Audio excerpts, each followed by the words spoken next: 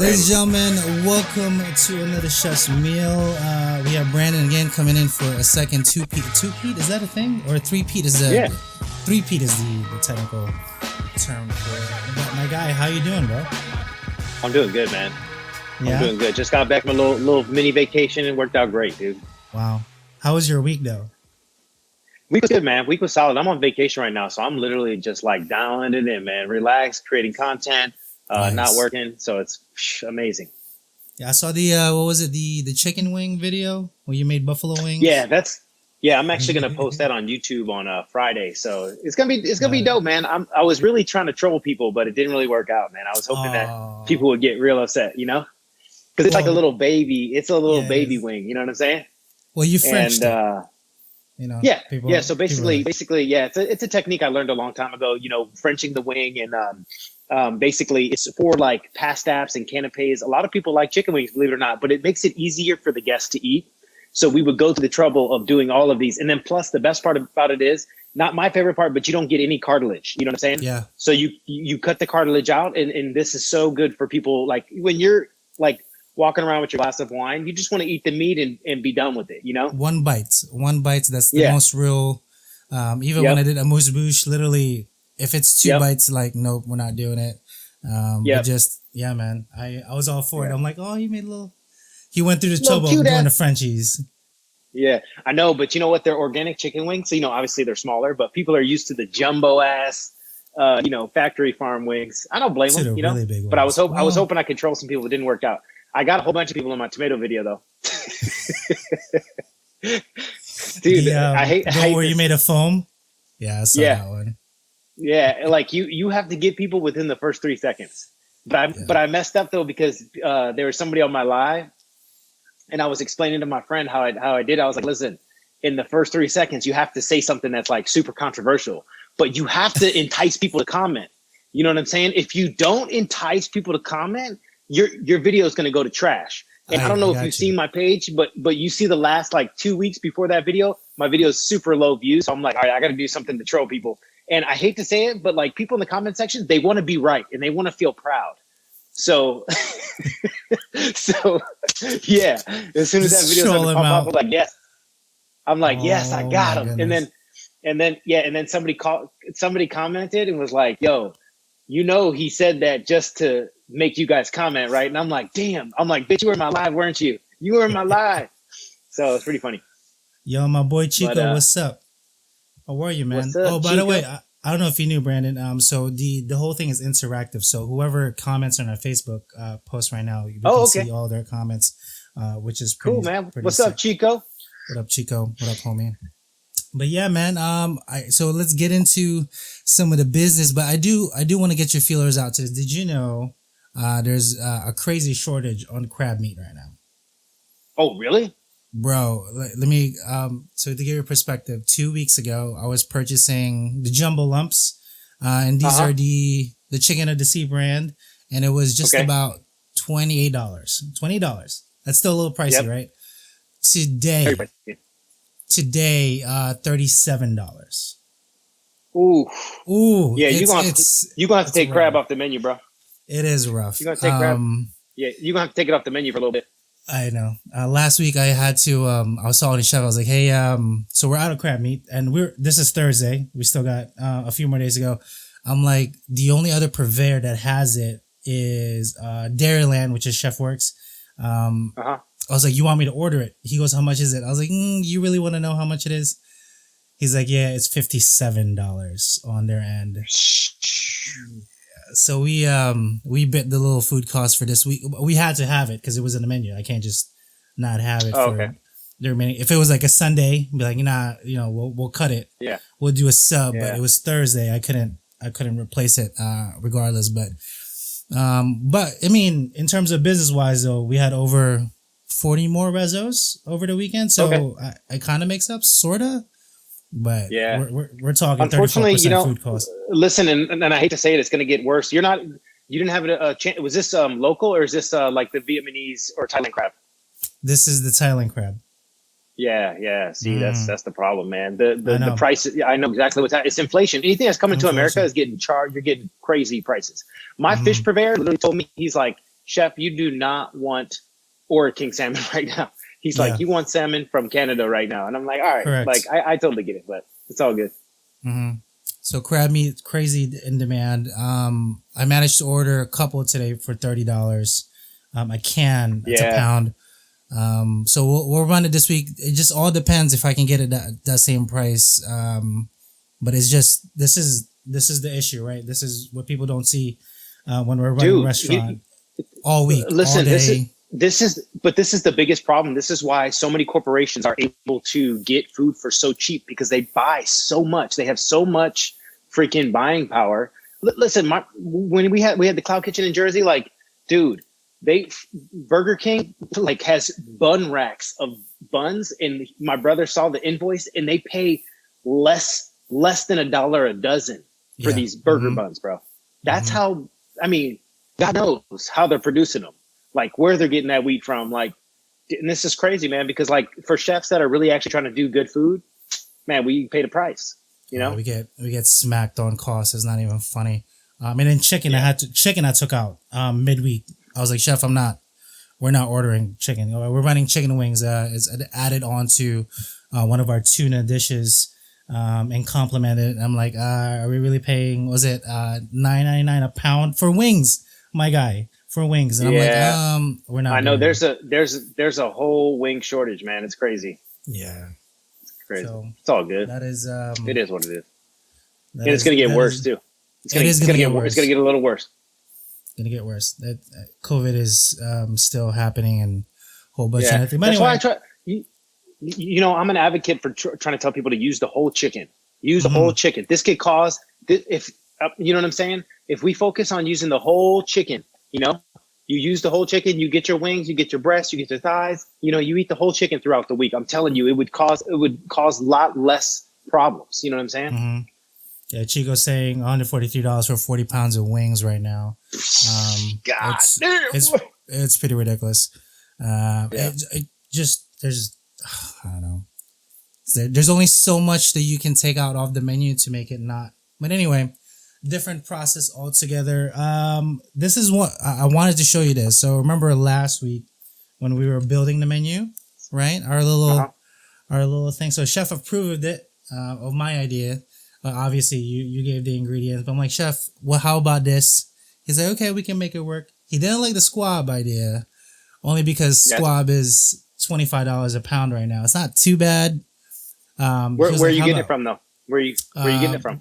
We're getting D'Artagnan is our company that we're getting it from. Yeah, that's exactly why. It's D'Artagnan's expensive as fuck, boy. I know, bro. Shit, man.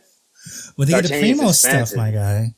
So yeah, they do. They do, but arguably you could get it from. You're paying for the name. You know what I'm saying? I know. Listen, D'Artagnan's very expensive, but there's a lot of. Okay, I'm gonna hook you up with this lady in Pennsylvania.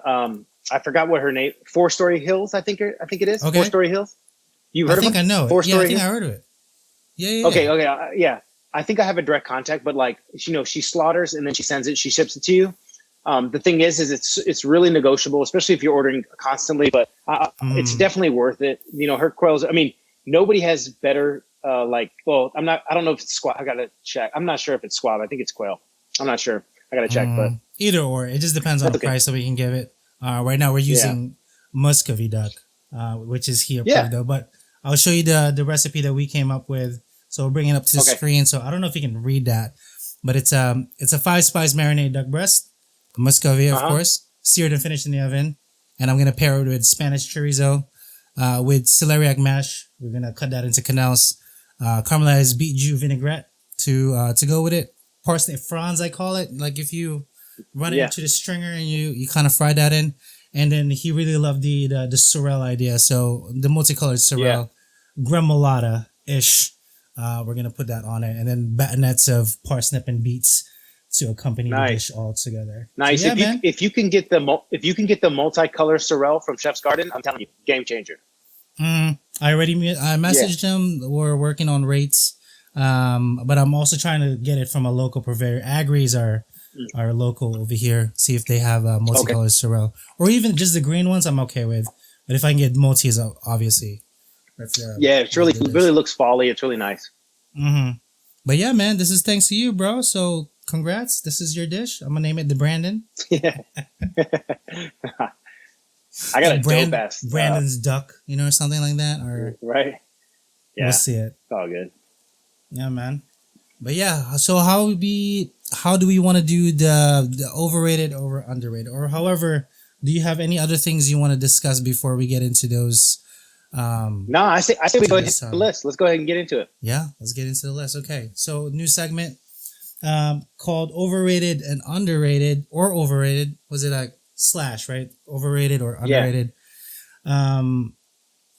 Brandon, how do you feel about caviar? Overrated or underrated? I'm gonna say overrated, like a motherfucker. I think honestly, listen, I'm thinking this new generation of kids, they're not gonna eat caviar. You know what I'm saying? You don't think so? I don't think so, man. I think it's a good flex, but in all honesty, I just don't think it's worth the price tag. Yeah. Like how much is caviar? I haven't even looked. Well, it up in a while. It depends, but like, here's the thing, man. I think it's just like so overhyped, and it's crazy because I actually love caviar, but like I'm not gonna order it when I go to a restaurant. I'm not gonna go out of my way to make a caviar dish, and I think it's overrated. But I think it has its place. But the thing is I think too many chefs just use it to upcharge on the menu. You know what I mean? That's exactly what it is. Because it's $11 per the little thing right now for the cheapest caviar that I can find online. I'm on Driscoll's site right now. But I mean, but you know that's fishing roe. That's freaking flying fish roe. That ain't the good stuff. That ain't the good stuff. You're not paying for that quality on that one at that part. I think. See, the first time I've had caviar, an actual good one like sturgeon caviar, was when I staged in New York, and they were just not really handing out stuff, but they were like, "You guys can use whatever's on the fridge." Blah blah. I saw caviar. I was like, "Hey, I don't want to use it, but can I taste it? Because you guys got the Primo stuff." They're like, "Yeah, here you go." Literally slathered it on top of a piece of toast for me, and I just had it pure, and it was delicious. Like it was umami bomb altogether. I was like, "Wow, this is what this tastes like." I've never had something this ridiculous. So I'm telling you right now, there's this dish at Saison. It's a seaweed dish with warm caviar, and I'm telling you, this shit blew my mind, bro. Yeah, you look it up. If you just type in Google seaweed caviar, warm caviar, bro, this changed my life, man. I'm telling you, I was like, yo, chef, this is the best caviar dish I've ever had in my life. And it was so good, and I can recreate it. And like, I think it's one of the best ways I've had, one of the best preparations for caviar that I've ever had. But I like things like that where it's super intuitive. Now here's the thing. I can't find it. Yeah, I'll send you a picture of it. But it was so good, man. It was so good. But I think caviar has a time and a place. But I think like a good example is like Nick Giovanni when he posted that video on caviar, how he got all that caviar for free and he was trying to hustle it. I want to see the actual numbers. I want to see the numbers of how much caviar he sold. And then it's funny because you go to people on the streets like, hey, try this caviar. Like I was just like, oh my God, this is actually a great idea. It's genius. And I just think like, man, if he paid for all that caviar, rough. Yeah, I wouldn't do it. I mean, we don't have Nick Giovanni money, but it would be a pretty good flex. Yeah, it would be a pretty good flex, I guess. Okay. All right, next one. That's rank 1. Truffles, overrated or underrated? I know my answer already, but how do you feel about this? Yeah, so I'm gonna say properly rated. Here's the thing. Okay. Yeah, and here's the thing. That comes with a connotation because I'm not gonna lie. At first, I always think they're overrated, but then, man, like my purveyors hooked me up with some. I got a couple of videos of me shaving some truffles and I use it, but like I like to use it for a proper application. I don't like to drown it in truffle oil. I like to shave truffles and like warm them ever so gently, especially like on an omelet or a pizza or a pasta or a risotto. But that's about it, man. I think that the problem is importing truffles from France.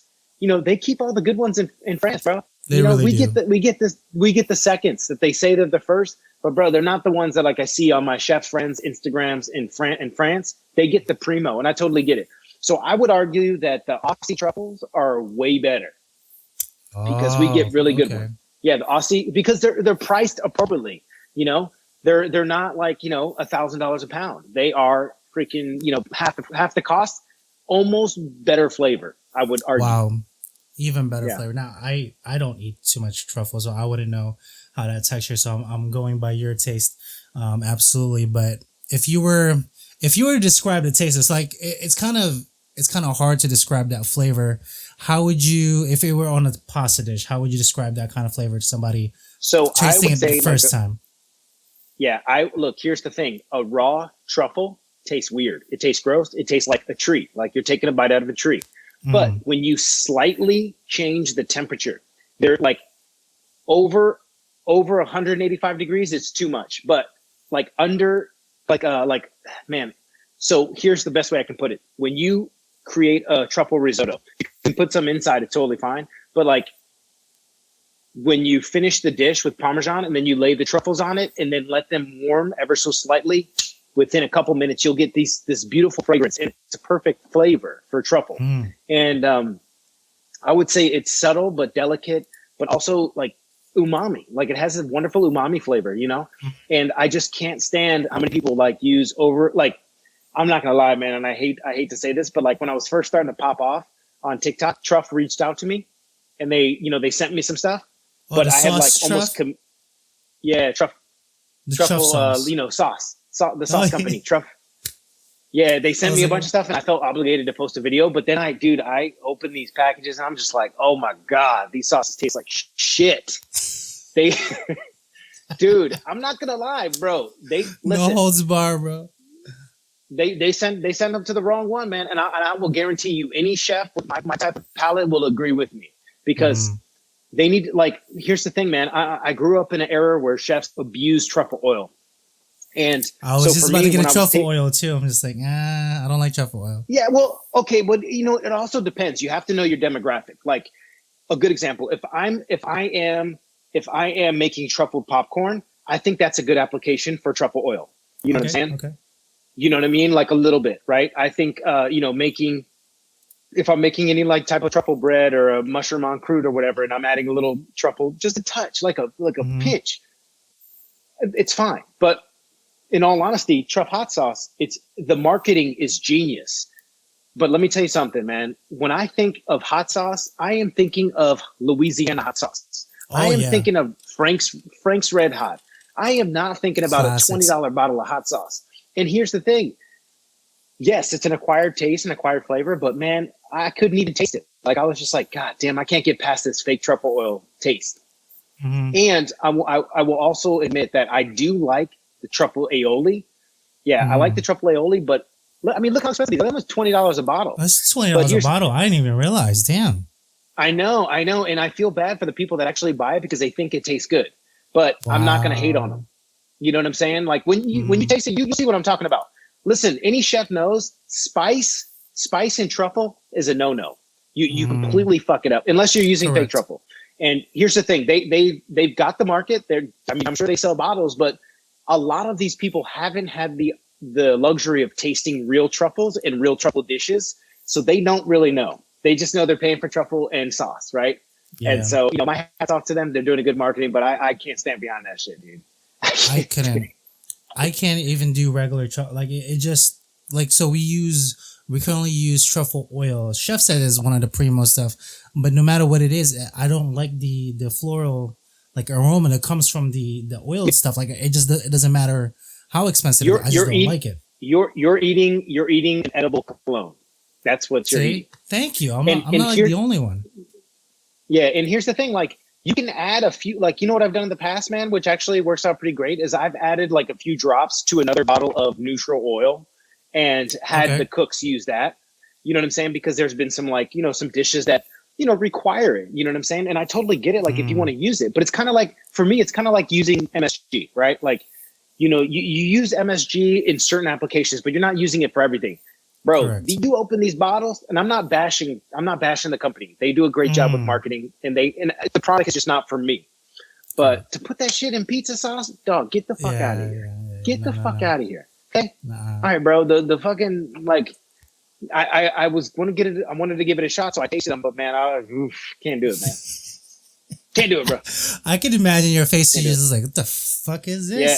But I was really respectful. I was like, hey, listen, I hate to be an asshole, but I just really don't like the sauces. So, I'm not going to enter this contest that you got going on, but I feel bad because it's totally fine. I think they appreciate the honesty more so than anything. Like I wouldn't back it up if I didn't, like the product or anything like that. I wouldn't preach it. That's why I'm asking you all the questions. Like the truffle thing, I've never really fully tasted like a French truffle. I wouldn't know that flavor. Yeah. You probably had because we're in Michelin restaurants. I think it's worth it. Yeah. I think it's worth it to get it from a reputable restaurant, but just know that you're going to pay a lot where, you pay by the ounce or the gram, and that's what sucks. You know what I'm saying? Because you're going to pay a lot of money, and I don't think but I think it's properly rated. Anyway. When it's thousands by the pound, yes, you're going to fucking pay for that. Like, that's expensive. Okay. Yeah. You ate scallops or U10 scallops, dry packed or not dry packed, or scallops in general, overrated, underrated? I'm going to say underrated. Yes, thank you. I was going to say underrated. I'm going to say underrated, and the reason why is because scallops are such a beautiful thing, and the fact that you eat them raw and you can eat them cooked, and I think people just need to know, like, especially with scallop dishes, and I think that's the one thing that the U.S. has that is like it's the creme de la creme. I mean, our U10 scallops that come out of Maine, dude, arguably the best in the world. Delicious. Straight up delicious. And I've had the opportunity of working when I worked at Alinea. We got the scallops like still clacking, snapping, and the same thing when I worked for Wolfgang Putt. Same thing. Scallops, super lively. We get them direct flight, and they're a beautiful thing. But a lot of people don't really like them. They don't think they're getting their money's worth, and I totally get it. But I think they're underrated. My one thing at the restaurant, because we not necessarily undercook it, because you can eat the shit raw. Like we specifically cook it just to temp, to make sure it's preserved to its pristine thing. And most of the times, we'll have some of the customers or the guests come out to the window, because you can see our kitchen actually. They can come in and say hi, whatever. They're like, hey chef, the scallops, was it just a little under? We're like, no, we specifically cook it to that temp, so you get the most optimal use for it. Especially when you're drinking your wine or whatever into the dish, it's supposed to be done that way. It's not over or under. It's just supposed to be right. And they're like, we've never actually had it that way, and we're trying to explain to them. You know what? You should tell the servers when they're serving that dish that it's a precursor. Hey, chef likes to cook the scallops to mid rare. Just say mid rare. Everybody can put a name to the temperature. Just want to make sure you're okay with that, because honestly, if you do cook them past mid-rare, you can get away with medium. But if you cook them past medium, they're going to be like rubber bands, and they're also going to taste like overcooked seafood, and that's the worst. It's gummy. I don't like that texture at all. It's like rubber bands. It's two of the worst textures. One, okra. Two, overused overused gummies. I can't do it. But yeah, definitely underrated. Item ingredient that we use. We use U10s at our restaurant, and dry packed. For people that don't know what dry packed and the other stuff is, they specifically they let it dry out in like a linen bag pretty much, and just let all the stuff ooze out of it. And you pay a little more for it because they're taking the time to get rid of that stuff. Okay, and then finally, I got one last one. Lobster. Yep. Overrated, underrated. Overrated for me right away. Yeah, I'm definitely going to say overrated. Lobster is like, man, they like the cockroaches of the sea. And here's the thing. Here's the thing, man. Like, I've worked with lobster so much. I remember posting a video on my Instagram, and it was me killing a lobster. And I remember people were freaking out. And I'm like, dude, you don't understand. We got to have it's like pest control down there in the ocean. You know what I mean? Like straight up. But I've seen the lobster prices fluctuate so much, but I don't consider it a luxury item. I don't. You know what I'm saying? I don't either. Yeah. Yeah. Like I'll take UA shrimps over any fucking lobster any day. Like I really actually, would. You know what? You're 100% right. And I would also take Santa Barbara spot prawns. I remember having prawns, yeah, dude, here in California we get these Santa Barbara spot prawns that are absolutely amazing. They are so sweet, so delicious. I personally like to eat them raw, but usually we just lightly grill them, but you don't get that much meat as you would with a lobster. So people feel it's undervalued. And I'm like, you know what? But not only is it local, these just taste better. Like the water is sweet. I mean, it's just so much better, man. So I would have to say lobster overrated. How do you feel about langoustine then, though? Or like crawfish? I love langoustine. I used to get them shipped from Ireland, actually, that were really good, from Makuni Wild Harvest. And they used to come in. It was funny because they used to come in the cardboard box like this, like with their claws up. It was really cool. But I love langoustine. The only thing is you have to process them very fast, just like spot very prawns. Fast, really fast. You got to process them right away. Yeah. Mm-hmm. Ain't no hang out in the fridge for a day or two. They go bad fast. It's like that day of, like, literally we'll make a special if we be like, I have 15 of these today. It's selling today. It can't go into tomorrow. If tomorrow goes, it's just not feasible altogether. Yeah. Okay. Then that's it. Nothing too crazy. I think that was a fairly easy first round on the overrated versus under. Obviously, we'll get some more. And if anybody wants to comment in and give us some suggestions, I'll plug it into the list. Absolutely. That way we can talk about it. But it's you know what I wanted to dive into was that one question. It was I forgot to send it to you. I feel like an asshole. Or did I send you a screenshot? No, the kitchen culture. But I don't remember. I don't have it. Yeah, I can't blow it up on it because I didn't put it up. If you don't mind, if you can just read it, that's okay. We'll discuss it. Well, I have it on my it's on my cell phone. I'm using my cell phone, but I remember it. So basically it was asking, let's talk about this though. Kitchen culture. How do you think kitchen culture has changed over the last couple of years, let's say 5 years, compared to what it used to be like? I don't know about you, but I was raised in a kitchen where it was nasty. Yeah. Chefs were nasty. Mm-hmm. Chefs, especially sous chefs, dude, I used to get my shit kicked in. And for no reason, for dumb shit. Like I remember, especially working at Cafe Blue, I remember coming in and my mise en place was all fucked up.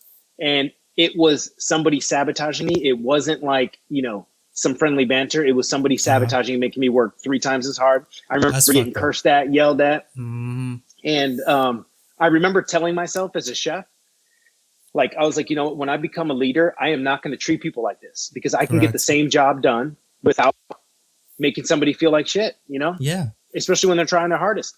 And I was raised in the same kitchen. Like my first kitchen was actually an Asian kitchen, and the lady that was teaching me how to I don't know if you had any training with like proper training of a saute wok, like how to actually like toss it. Like it's just a little bit. It's not a flip motion, right? It's more of you're letting the food roll, and your arm becomes like a piston, like it just it rotates. And then your non-dominant hand, it's mostly your spatula. You're smacking the rice, and I couldn't get that motion for the life of me. And she would always just like, you're doing it wrong. Smack, literally would smack me with the other spatula on my arms. I'm like, you fucking kidding me, bro? This lady's like 4 foot. Don't give a shit. She's like, you're doing it wrong. Do it again. I'm like, do it again. Literally do it again. I would do the dance, and then the ranges. I don't know if you knew this. To turn on the fire, the flame, it's a knee motion. So you raise your knee up to turn the burner on and off. And you do that constant dance the entire time. You're tossing, going, reduce the heat, going back and forth. For the life of you, if you're not used to that, dude. Damn, dude. That's tough. Crazy, but I believe it. Tough. But let's talk about nowadays. I think nowadays you can't get away with that shit. Everybody has a cell phone. Everybody, listen, they will go to the labor board so quick, especially in California. And I'll be honest, man, like, you know what changed my perception was when I worked in a union environment. So working in a union environment was very rough because I came from a French kitchen. And, I'm going to be honest, it was rough first 30 to 40 days. Wow. Okay. Until I realized, because like there would be, so here's the thing. This is what got me. So working in a union kitchen, the cooks are like, I remember my first night, I'll never forget this. The cooks wrapped up the food, and put it inside the fridge, and then they walked off the line, all of them together. And I'm like, wait, hold up, you're not going to clean your station? Like, who knows? So I start going to town, my guy. Start going to town. And then the other sous chef grabs me and is like, hey, listen, you can't, they're not responsible for cleaning their station. And I'm like, what? I'm like, what kind of bullshit? Yeah, and he's like, no, it's not their job. It's the steward's job. It's the steward's job to clean the kitchen, including the station, the stainless. So in retrospect, you're taking the job away from the steward. So anyway, before I went off the deep end, I was like, I can't work in this restaurant. That's ridiculous. The cooks need to clean up after themselves. I remember taking so much pride in cleaning after my shit. You know what I'm saying? But anyway, I digress. I learned later on that, everybody had their specific jobs or whatever. Like, here's a good example. In a union property, if me as the chef, if I spill something, right, technically I don't have to pick it up. You know what I'm saying? But of course I would pick it up. What is this life? What is going on right now? Yeah. But technically, it's the steward's job. If I were to say, "Hey, can you clean this up?" That's their job to clean it up. Obviously, I wouldn't do that, and nobody else would. But that is exactly what a union property is about. And so, I had a really hard problem digesting this, and it was so funny because, it's either you roll with it or you just try to figure out how to, you have to figure out how to manage, you know what I'm saying? And it's extremely, but it taught me how to be a better manager and make people want to work for me opposed to being the one that they fear, and it changed the game for me. Yeah. You know what I mean? And like, it's crazy, man. But at the same time, it really changed my perspective on how to lead a kitchen. Well, on my exec days at the corporate restaurant that we did, we had a whole PR team, we had all the HR and stuff.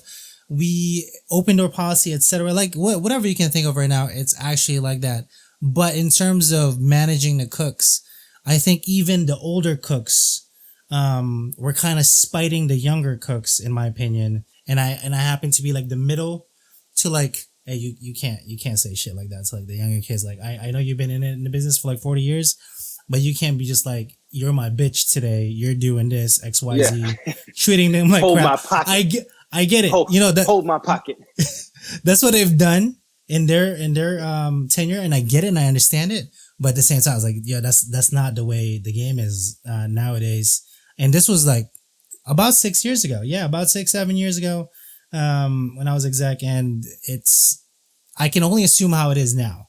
Like even in the current restaurant we're working in, like no raised voices, everybody, cordial, because I don't think there's a place for that anymore in a current kitchen environment at all, period. Like, I don't think people should talk to other humans like that. Yeah. You know what else? I don't, do you have any kids? I do not know. Okay. But like, you know what else changed the game for me was once I had my first child. Okay.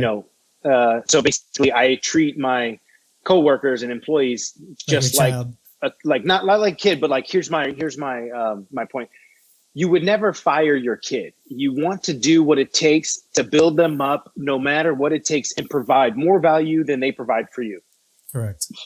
After that, I'm telling you, man, I became such a good leader, man. Like, like in Casey, this is the thing, man. I remember like I don't have kids yet, Chico. Dan, Casey, you still don't have kids?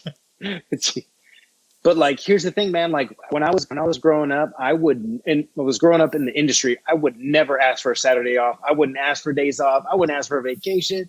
And now it's different, bro. People asking, look, I had cooks fighting over who was going to go to Coachella on Saturdays. Wow. I had cooks wanting to take off the weekend so they could wait outside at Foot Locker to get the new Jordans. You know what I'm saying? And I'm like, what? I'm like, you want to do what? And I'm like, well, okay, here's the thing. Let me provide value for. I'm like, listen, all 4 of you can't take off, but 2 of you can take off. And then you guys buy the shoes for the other 2. You know what I'm saying? And then you switch. That's the freaking deal. And same thing, man. I remember like this is the story I'll never forget. When I was in Vegas on Saturday night, I was working at Spotlight Las Vegas, and all my Latinos wanted to go to a San Vicente concert that was in Caesar's Palace. And I'm like, and I was stuck, dude, because, I had 6 of them. Six of my, and they grind so hard for me too, man. And like, I was like, you know what? Fuck it. I'm like, all y'all take off.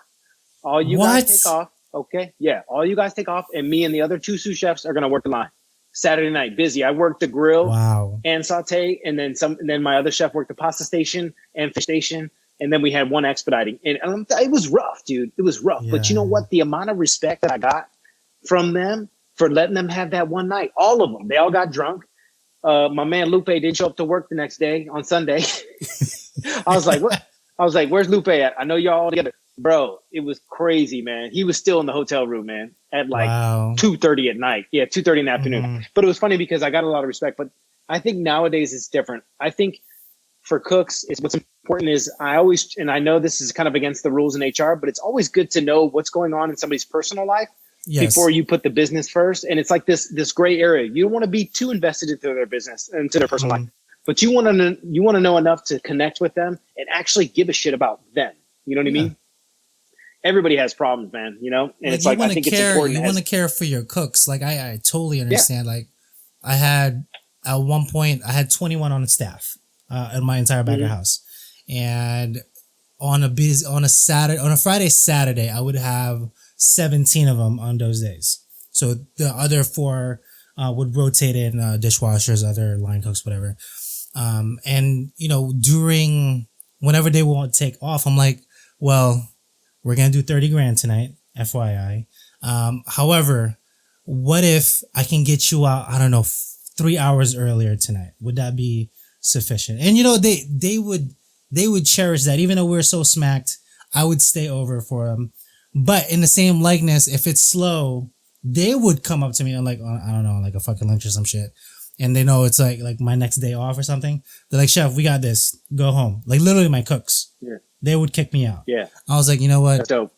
I appreciate you guys. So whoever is the lead line for that day, he would manage whatever, etc. And then I would bounce a little earlier for the day. So it's like, you know, tit for tat kind of thing. I totally understand. Yeah. And you have to care about your cooks. Like you can't be just until you get to holidays. Holidays are the worst, bro. Yo, what was your busiest days? Let me ask you that. What was your busiest? Oh, well, it depends, man, because like in the restaurant business and hotel business, it's always Thanksgiving, but Christmas, man, would just get crushed.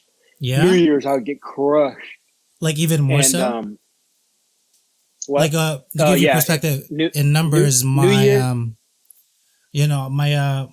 Mother's Day, we would do 47 grand just for that one fucking day. Mother's Day is my busiest day. Yeah. Christmas will only be like 37. I'm winking at it like 30. Oh, only made 37,000 a day.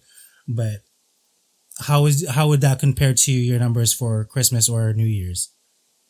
Yeah, which one would be busy? It was crazy. Well, you got to remember when I was at Hotel Bel Air, man, this was a $14 million operation. So like it was, and like at hotels, man, it's crazy because like it's go time. Whenever it's a holiday, it's go time. And I'm not gonna lie, as I get older, you know, that time with my kids, man, I'm going to miss it. So I've been really, really pushing harder on getting those days off, but it's hard in our industry, you know? It really is. Yeah. I can't get a Saturday off or a Sunday. You know, especially with a position. You know what? I don't really care about the weekends anymore, but I really care about the holidays that my wife cares about. So that's my kids' birthdays. Got it. And that's Christmas and also her birthday. And Thanksgiving's been creeping up on me. You know? Okay. Yeah.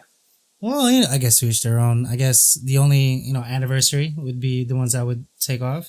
My wife's birthday. We would take off. Yeah, she doesn't. She only cares about like my kid's birthday. Our anniversary is special, and we do stuff for our anniversary. But what we usually do is like we don't plan on that exact day. We'll do something around that day. Yeah, that makes sense. My wife is like, no, you're taking a weekend off. I'm like, okay, I'll put the request. Yeah, let me work on that for you. That's what you just gotta say, yes, chef, and keep it moving. Oh my goodness! But yeah, man. I wanted to get your opinion. So we follow current food trends and stuff. I got this article out of the interwebs. It was posted 2 days ago. So I'm gonna pull up into the screen. Have you heard of this? This pizza vending machine company will begin 2021 rollout of machines across the U.S. and it's called Basil Street. So it's essentially a whole pizza maker in a vending machine.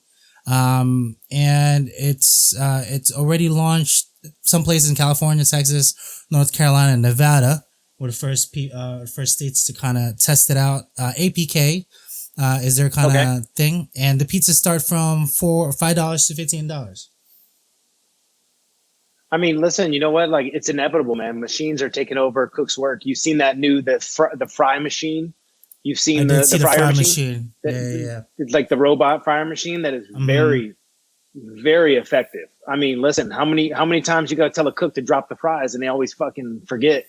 Yeah. You know what I'm saying? It's like, listen, like I totally get it. You pay 14 grand for this machine. You put it under CapEx in your P&L.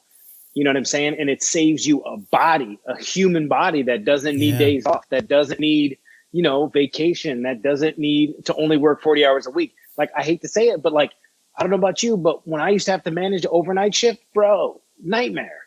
Yeah. Nightmare. So overnight shift is so crazy.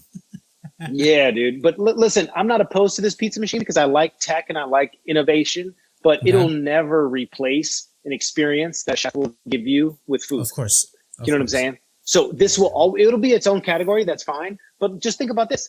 McDonald's, Burger King, Taco Bell, like, come on, man. Like, these are all categorized in their own section of food. And here's the thing, man. Like, if you know what actual food tastes good, you won't go to these places. You know what I'm saying? Like, be honest. Like, don't get me wrong. There's some things that I like, and like my kid loves Happy Meals, Happy Meals. But like, dude, food is trending in a way where I truly believe people are more concerned with what they're putting in their body.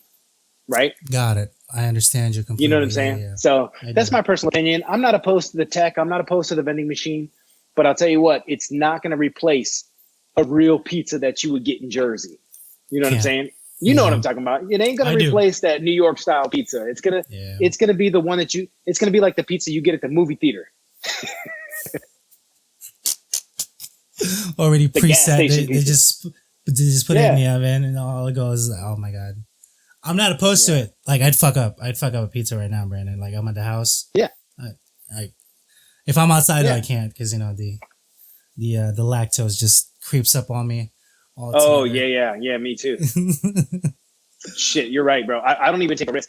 We ordered pizza for my kids the other day, and I'm like, dude, I want to eat this so bad, but one, I'm on like trying to watch my weight, but two, I'm like, dude, I don't want to pay for it. Like, it's just too much heartburn, and I'll never admit it, man. But I'm lactose intolerant, bro. I'll never admit it, but I know you are. I know it.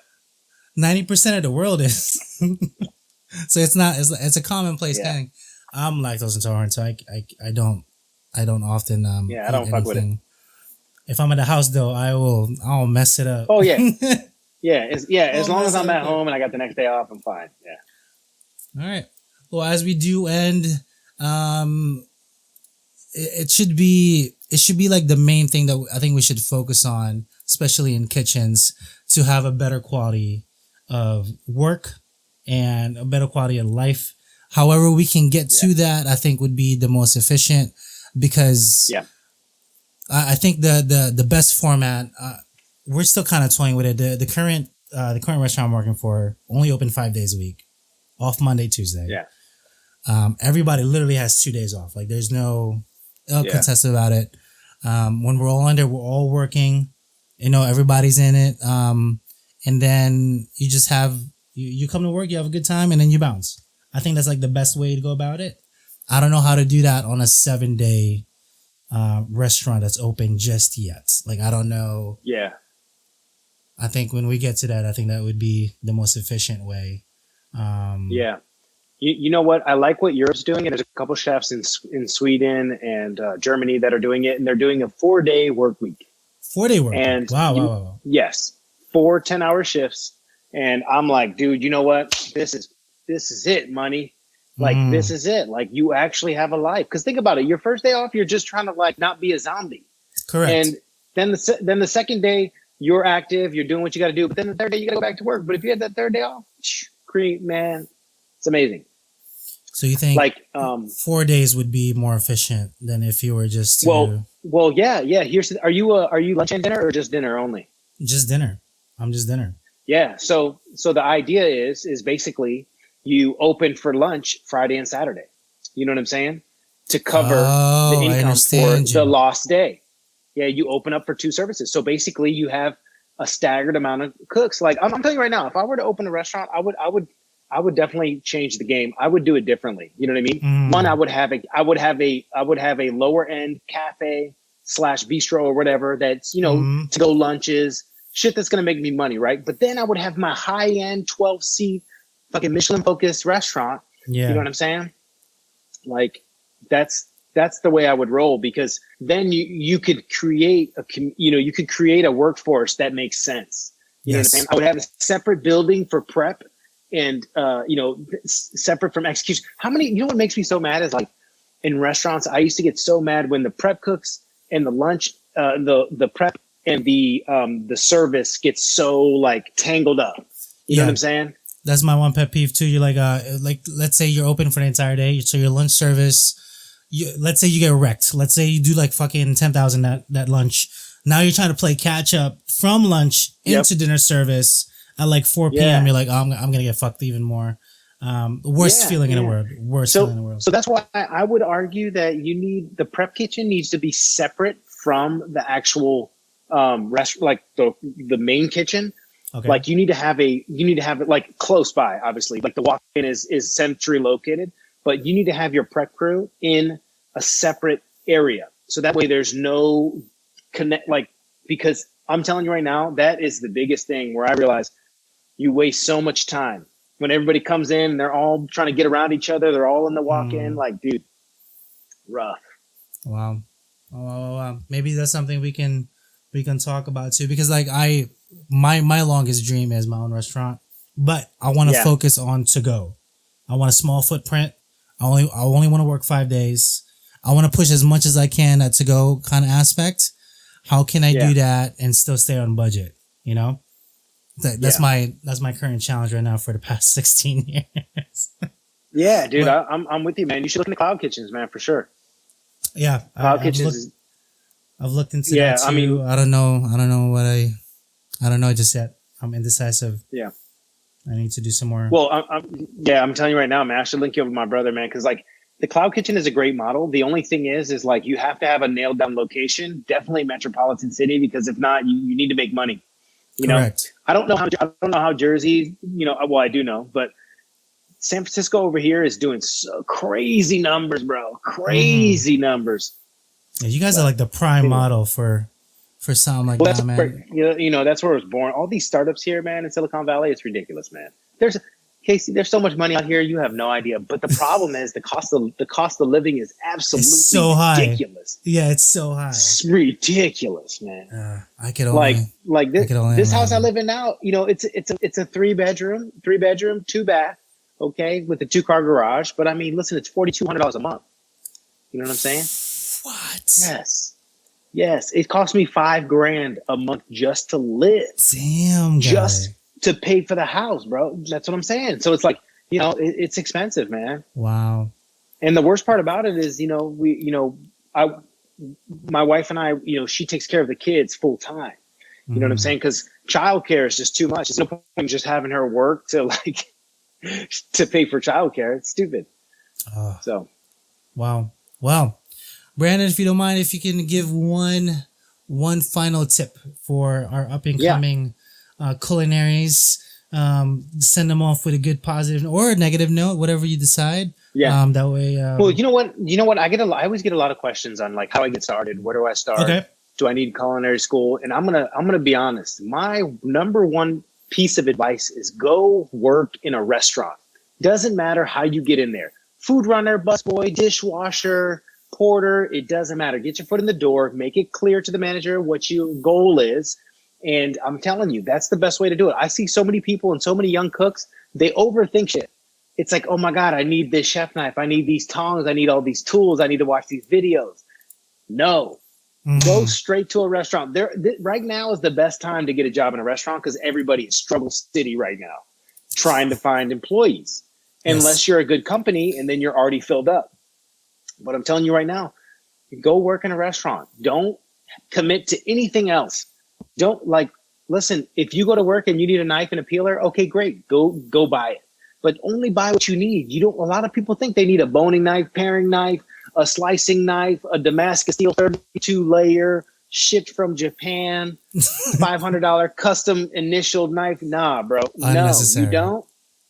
No, it is. And honestly, I'm telling you, a lot of young cooks, man, I hit up in the DMs all the time. I'm like, yo, go work in a restaurant. Figure out your favorite restaurant in the area and go apply at any level. And I'm telling you, once your foot's in the door, if you're a good worker and you're good, you can pretty much choose wherever you want to work. You say, hey, chef, I want to be in the kitchen. I know I'm a food runner right now, but I want to be in the kitchen. I mean, that's exactly what I did for my first job. I had to lie and say I had experience. I didn't. And I remember I worked at, this wasn't my first job, but like my second job, I worked at Baja Fresh. Ooh. And back in the day too, I was like 15, I was in high school, and they were like, hey, do you know how to work the grill? And I was like, yes. No idea, bro. No idea. Had no fucking clue. And I was chopping vegetables, chopping the peppers. And I remember just like, hey, and thank God I had some knife skills at that time. So it really set me apart from everybody else. But I think that's my number one advice. Don't worry about anything else except for getting a job in a restaurant. Then you will figure it out from there. You'll be like, okay, this sucks. Okay, this is great. Awesome. Just get started into the building. Get your foot in. Yeah. Get your foot in. And then just moving on. Like, hopefully your drive supersedes what you can imagine, because it's a lot of head game too. You're like, oh, I don't know if chefs like this, blah blah. Yeah. But just keep at it. I think you'll be just fine. Yeah. If anything, and you know what? And I apply that with new things in life. So my thing is, even with investing and trying a couple other things, man, I'm taking a lot of risks only because I know I can recover from it. But if you're young and you're out there right now, to take time to take risks while your overhead is not that much. Trust me, as a married man, father of two, I take calculated risks. Whereas when in my 20s, I just went for it. Mm-hmm. I mean, I'm a married man, no kids, so still not calculated, just going. Yeah. Does your wife work though? She's a surgical tech, so she's a nurse ish. Oh, she works at nice. Yeah. She makes the dough. I joke with everybody. I joke with everybody. Yeah. I married my wife because she had the best health insurance. Yeah, right. That I know. But yeah, man. Other than that, nothing too crazy. No kids anytime soon. No, I would like to. However, I do have a kid. He's 4 years old. He lives in the fridge rather. He's my sourdough starter. Nice. Kept him alive for 4 years, bro. I make bread, Yeah. Oh shit. All right.